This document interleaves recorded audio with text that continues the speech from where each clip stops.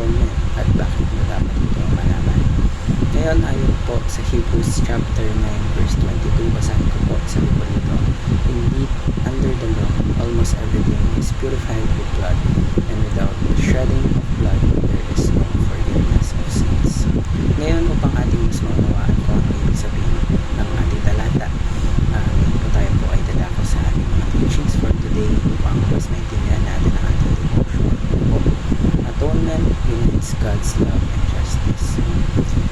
So yung atonement of Christ, yun po yung perfect balance between God's love and tinatawag natin justice. So sa pamamagitan po ng sakripisyo ng ating Panginoon sa Kristo, doon po nagkaroon ng balance. Tinatawag sa balance po, talks about yung pagmamahal ng ating Panginoon at the same time yung justice niya. So God's love is demonstrated sa pamamagitan ng pag-offer ng salvation, while His justice is still satisfied by addressing the penalty of sin.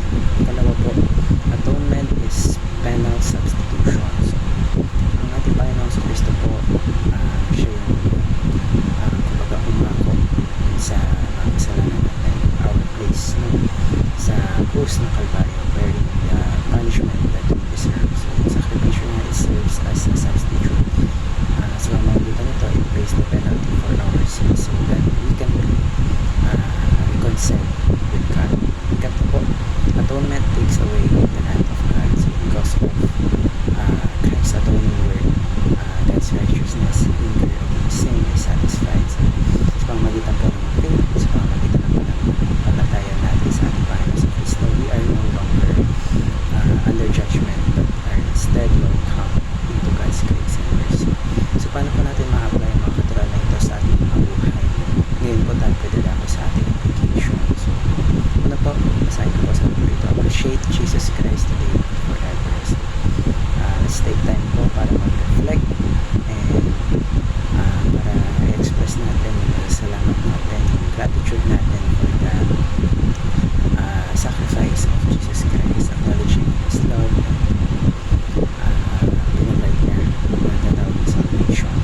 Ikalawa po, approach the throne of God with confidence. So because of atonement, we can come before God without fear, knowing that we are accepted, forgiven, and loved. And last but not least po, appeal to Jesus' blood when stricken by guilt. So whenever guilt or condemnation arise, remember that Jesus' sacrifice has fully covered our sins. So let's rely on His atonement to bring peace and restoration. Anyway, marami po tayong